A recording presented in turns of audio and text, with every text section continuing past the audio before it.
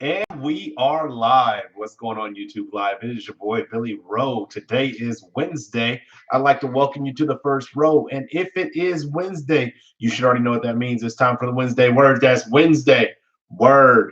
Jumping straight into it. Tonight's topic is be there. What do I mean by that topic? As always, I like to say what I mean by my topics. What I mean when I say the topic, be there. It's really about how important it is for you to be there for the people in your life that you say are important to you, that you believe are important to you, that you profess are important to you. Be there for those people. Why? Because, yeah, if they're important, then you should show them through your actions that they are important and be there in their time of need when they need you. So that's what this topic is about. Tonight, I got 3 tools for the first row that I want to share with you in regards to being there, how to be there for somebody in their time of need. And then, as always, I got a story for you at the end that I'm going to share. And actually, tonight's story, I got it wrong. So make sure you stay tuned through the story. Anyway, jumping straight into it. So let's get to these top 3 tools that I got for you when it comes to being there. The very first tool that I came up with when it came to being there was figure it out while you're there. The reason why this was the first tool that I selected is because I feel like sometimes in life when we have people that are important to us and we want to be there for them, we never actually arrive at being there for them because of the fact that we're too busy trying to figure out how to be there for them. We're trying to say, okay, well, if I'm going to be there, then I need to bring this, or I need to do that, or I need to have this ready. And we're already in solution mode before we actually get to the person. And so the reason I say figure it out while you're there is because all the stuff you're trying to figure out while you're on your way to that person, or before you even get in your car to that person, or before you pick up the phone and call that person, all of that stuff can be figured out while you are there. And I think it's almost like when they say the saying of don't allow perfection to get in the way of greatness. Like if you have a great heart, if you have a good heart that really wants to be there, substantially be there for the person who's in need that you say is important in your life, then don't allow the fact that you may not have every single tool in the bag that you need to, that you feel you may need to bring in order to be there for that person. Sometimes when it comes, especially when it comes to dealing with depression, sometimes that person just need somebody to be there. They don't need somebody to talk or come up with the answer to world peace or world hunger or anything like that. They just need your very presence. They need you to be there, and you being there can be a shoulder or a voice or a crutch for them to lean on to help figure out that process as they are in it, rather than waiting until, okay, well, you're depressed right now, so I'm going to let you go. And then when you feel better, we could talk about how you were depressed and see if we can get you past that. No, hey, you're depressed right now, but you're somebody who I care about and I love, and I want to be here to support you in any way that I can. So how can I be here for you in this moment without worrying about me judging you, without worrying about me putting you down or throwing you deeper into your funk? How can I be here right now in this moment and give you the support that you need? That is why the first tool is figure it out while you're there, because a lot of times we are not there because we're too busy trying to figure it out before we get there. I actually had a really good friend of mine who struggled with depression, and sometimes from time to time still struggles with depression. I myself used to struggle with depression. But I remember as our relationship kind of blossomed and bloomed, initially when the depression would kick up, she would kind of like distance herself from me. And all of a sudden we go from like talking all the time to not talking very often. And then when the depression passed, she would come back. And then, it was just like a cycle that we went through until finally one day she decided that she wasn't going to run during her depression. Now, I was always there, always present, never like, oh, well, I see you're not in a good mood, so I'm going to get off the phone with you, anything like that.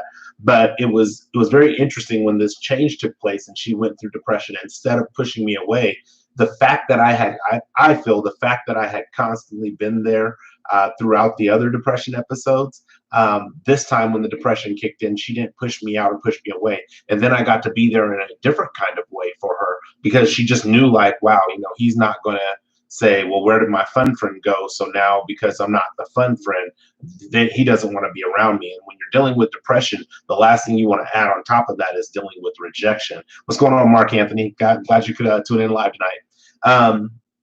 So I remember after we went through the cycle of depression, where I was actually in the midst of that depression with her, not that I was depressed, but just there as a support with her in that depression. I remember when she came back out, I just told her, "Hey, thank you."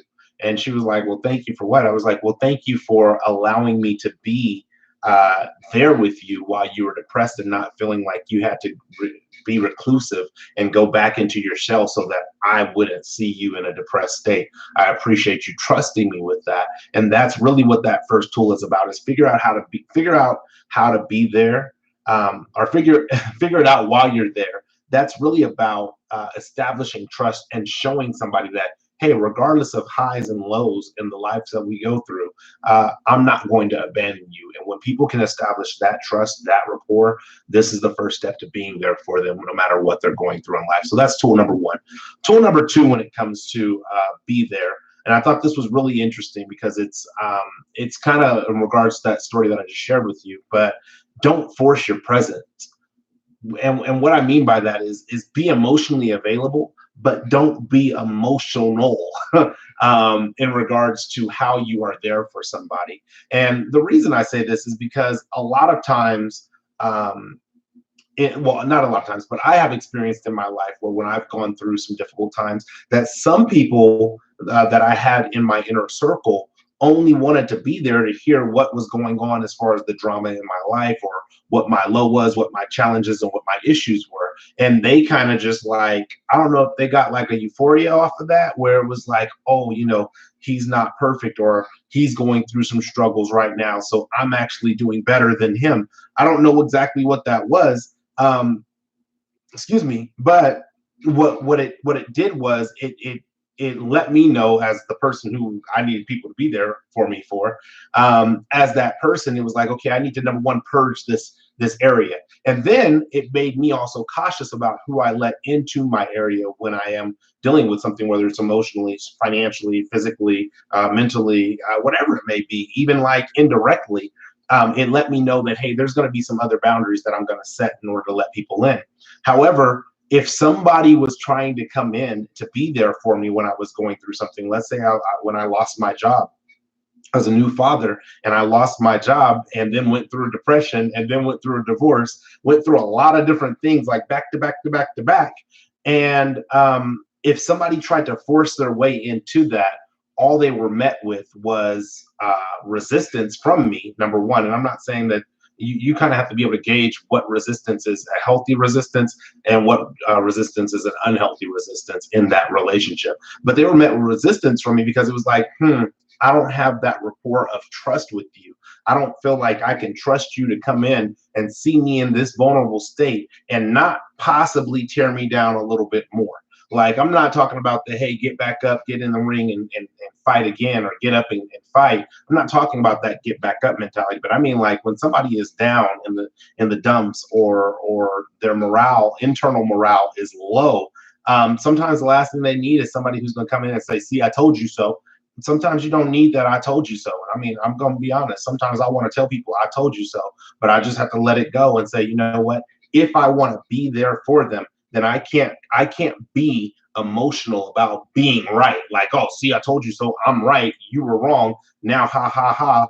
I'm the winner, and you now have to be the loser. Because if it's a winner and loser situation, then somebody has to be the loser. And if I won, then you definitely lost.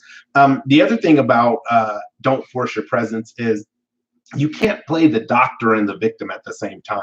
If you're going to be there for somebody, and the reason why I use doctor and victim is because if you're going to be there for somebody, you're there as like maybe a therapist, a counselor, a doctor, somebody to bring healing, to help them in this situation, in whichever capacity that may be. But you can't turn around and be that, and then also at the same time be the victim. Where, I mean, there's been times, especially when I was a child, not so much as an adult, but when I was a child, where, you're like, you see somebody down and you may go and talk to them, and then they're like, man, I don't want to talk to you. And you're like, well, fine, then I'll just leave since you don't want me here. Well, I'm sorry, are you the doctor or are you the victim? Because if you're the victim, then yeah, fine, I'll just leave if you don't want me here. That's a very victim statement. If you can say, hey, it's cool, maybe right now is not a good time, I'll go ahead and give you some space, but when you're ready, I'll be here for you. Same thing, I might be still leaving, but the emotion is taking out of it. That's why I said be emotionally available to the person so that you can be able to hear and interpret what their emotions are telling you about their situation in that moment. However, you can't be the emotional person in that moment and say, oh my gosh, let's break down together. And now you got two people in the same hole with no way to dig out. The other thing is that's the other thing is you can always offer to stay or offer to leave in the exact same manner. You can make yourself available and say, hey, I'm willing to come to you. I'm willing for you to come to me. I'm willing to be whatever it is you need in this space for me to be there for you. And sometimes when you're there in that space because you're trying to figure it out, you might find the solution is I need to give you some space to kind of think on some things, and that's going to take some solace or some isolation for you to think about those, and then I can come back in a better state. So that same exit, the same entrance that you're offering to come in and to be there for the person can be the same thing that you offer when you're there. Hey, you know what? It's about to be midnight. I know you need to get some rest. I need to get some rest. How about we pick this back up tomorrow? If you're comfortable with me leaving, I'm good to go. But if you need me to stay, I'm willing to stay and grind this out with you. So that's the second thing is don't force your presence, but also don't be emotionally don't be emotional. Be emotionally available when your presence is there. And then the third and the final tool when it comes to be there really is about it's about being present. Because we live in a world with so many distractions, things that are vying for our attention, sometimes even in the presence of serious things, it's hard for us to be present because our mind is like, oh, well, I got to do this. Did I put the laundry in? And is the oven on? And did I turn the light off? Did I lock the door? Is my car? Where are my car keys at? Like, it's easy to be distracted by so many things. So if you are going to be there for somebody, the answer is, or the caveat to that is being there, not being everywhere else but there. I will tell you that being with somebody who is just physically in the room, and maybe we're doing two different things and they're there for support. Maybe I'm watching TV and they're reading, or whatever it may be. That is one way of being there. However, if it's like I'm in the room and I'm not watching TV and I'm really trying to talk to this person, and they're like, oh yeah, and checking on Instagram and checking on Facebook and checking on Twitter and looking at articles and stuff while I'm trying to talk to them, or maybe even in some cases emote to them. Yeah, that's not really being there for me, and that's not really being there. If the shoe was on the other foot, that's not being there for them. Being there means that you are going to be present. It means that you are going to be attentive, that you're going to listen actively, and then you're going to respond back appropriately within that conversation. It is impossible to do that if you are trying to multitask 15 other different things while you're listening to the story on why we are at where we are at, where you need me to be. And so if you're going to be there, again, don't be distracted. Listen, brainstorm, respond, not only appropriately, but respond honestly. I think sometimes we think that being there for the person means that we have to create a fluff environment where everything is viewed through rose glasses. Sometimes, if you're in a relationship and you've been cheated on, sometimes as the person who's been cheated on and they're emoting to their friends, sometimes friends say, yeah, that sucks. Like, it sucks, but it's not the end of you. And that is an honest response, not like you can do better. There's other fish in the sea. I don't want to hear any of that crap. If I've just been cheated on, if my relationship has just come to an end, that's not what I'm looking to hear. Now, I'm not saying you got to give me again that fluff, that sugarcoating, but be honest. Like, try to steer the conversation back to honesty, transparency, and support. So those are the three tools that I came up with when it comes to be there. Hey, what's going on, cousin Brian and brother Wroe? Those are the three tools that I came up with when it comes to being there for the people that we say are important. I hope those tools are very helpful to you. To recap them really, really quick, the first tool is figure it out while you're there. Don't allow perfection to stand in the way of greatness. Don't allow the necessity of perfection to stand in the way of your support for somebody you love and you care about. Number two is don't force your presence. This is not about you. So if they don't want you there and it's healthy because they just need time and space to be alone and process, then don't try to force your presence. No, I'm coming over right now. No, that's not what they need, because being there in that moment means not being there. Ooh, check that brain chemistry out. But that's what it means. And then the third thing is be present. Be present. Remove as many distractions as you possibly can. If it's a serious matter, I'm going to be honest. I recommend turning your phone off, not even putting it on like silent or anything, just turning it off. And that way, that whole distraction, because the phone brings in so many different angles of distractions, emails and text messages and voicemails and all kinds of other things. With it off, now that person really knows that you're there for them. And that plays a big, significant role in the trust that is necessary in order for you to be in those vulnerable spaces with people you love and you care about. So those are the three tools that I got for you tonight. I want to end it with a story. The story is a place, again, where I have gotten this particular process wrong. Like, I'm not even going to act like I got it partially right, or maybe I, did something on purpose. No, I got this part very wrong. Fortunately, it happened years ago, but it's something that still sticks with me and kind of keeps me honest, honestly, about being there for people that I care about and that are important, and how I choose to be there for them. And so this story is about my mother, actually. So my mother, a couple of years back, probably like, I think maybe 10 years ago now, it's been a while, she had gotten surgery.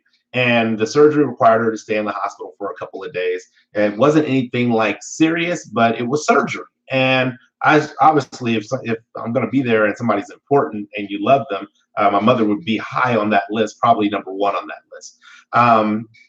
And so during her recovery, I remember my sister was like, "Hey, mom is in the recovery room. Are you going to go by and see her?" And I was like, "Yeah, I'm going to go by and see her." Let's fast forward really quick. I never went to the hospital. And when I started thinking about these tools for this particular content about being there, the first tool being about figure it out while you're there. I was so busy trying to figure out, well, what am I going to do? Like, what, when I go to see my mom, number one, I don't want to see my mom in a recovery state, because I've never seen my mother in that state. But outside of that, do you want to be there or not? Yes or no? Yes, I want to be there because I love my mother. But then it was like, okay, well, am I going to bring flowers? Am I going to bring a card? Am I just going to sit with her for a couple hours? And all these brainstorming things that were taking place led me to never get up, get in the car, and head to the hospital. Like, crazy. Your mother is in recovery in the hospital. You love and you care about your mother because she hasn't really done anything wrong to you from the time you're born to the present day. And yet and still, I allowed well, what will I do? What is the solution? How am I going to support you in this moment that I'm not familiar with? I allowed that to stop me from going, and heavily regretted it. And then not really being emotionally available to her. Why? Because of the fact that I was too busy being the victim instead of the doctor in this situation. I was too busy thinking about how the impact of seeing my mother in a recovering state would impact me as the victim. Ooh, as the victim, whether versus how my mother may have felt in her recovering state as the patient, and how me being there as her son would uplift her spirits and would help her in her recovery.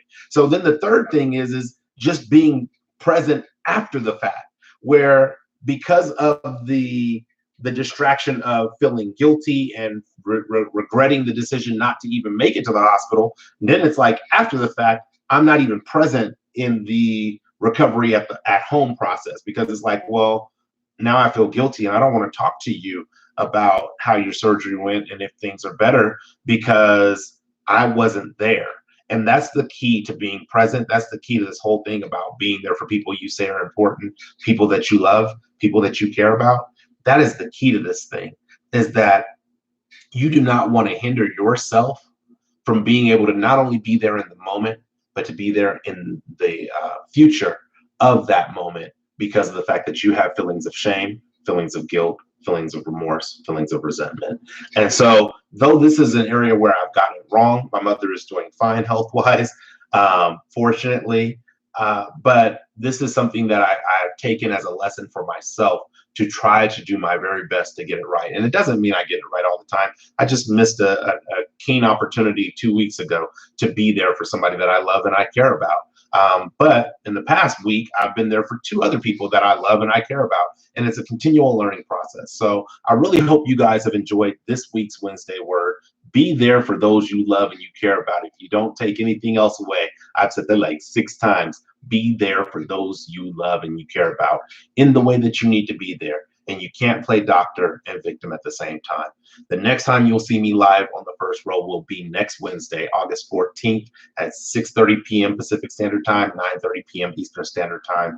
Topic pending. I will put something up on social media for you to know the topic. But I thank you guys for rocking with me tonight. Until the next time, if you like this video, share it. If you share it, like it. I'm happy to engage with you in the comments. Thank you guys for tuning in live. Until the next time, one love, peace, and God bless.